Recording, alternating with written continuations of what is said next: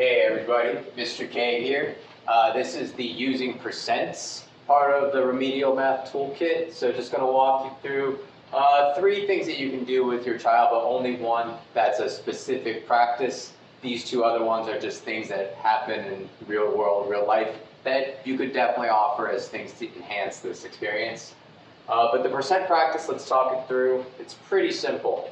All that I want you to do with your child is put out a percentage. You can write it out, you can say it. You don't even have to write it out. You can even just say 25%.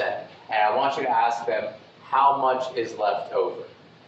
And the whole point of this is just to really hone in this idea that we're talking about the parts of a whole, specifically in relation to the number 100.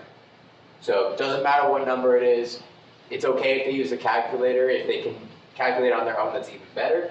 But just getting them, 25% doesn't mean plus 25. It doesn't mean times 25. It means that this is 25% of a whole, and seeing if they can figure out how much is left over, 75%. So that's the number one thing. Do like 3 or 4 of those, that's great. Just getting that idea of what a percentage is.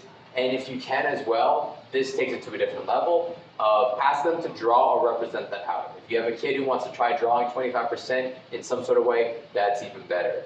If they're also working on using fractions, it might be a chance for them to even try to see if they can connect that fractions and percents actually are very much similar and interchange, or you can change between them in different ways. One of the easier ways though, and maybe the most practical one, is to use money as a representation. And if you do this, I would suggest using very easily translatable percentages: 25%, 50%, 75%. Work within a dollar. Ask them have them use quarters. Can they show that to you? You can use dimes, 10%, 1%, a nickel, 5%. That is one of the best ways to just really get them to see the parts of 100. And if they start to get that, you can go past $1 and see, I would only use 50% because it's an easy half. And start getting them to understand, if I have $10 and I ask for 50%, cut it in half, that's $5. Again, coming back to the idea, it's a part of a whole.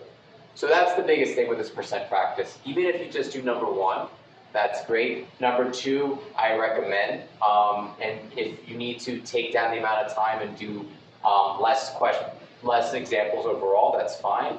But these are just 2 things you can work with. The other 2 things are things that come up in daily life. If you're shopping at a store and there's a sale or a discount, if it's 40% off, ask them the question, how much are you actually paying for in percentage? And see if they can get to that idea of 60%. If you're shopping online, it's even better. Just ask these questions if you're out with your kid and that's happening. And the last one is a little trickier. This would be a higher level thing, but if you want to show them where percentages show up in taxes, sales taxes, in their income taxes, get them to understand that they're going to have to pay a certain percentage of their paycheck. That's an important life thing to know. So these are just conversations that you can have to enhance this, but the percent practice and going through these 2 things is probably the thing that if you just hone in on and practice that, that's great. If you have any questions, feel free to reach out to Mr. K. Otherwise, thank you so much, and I'll see you in the next video.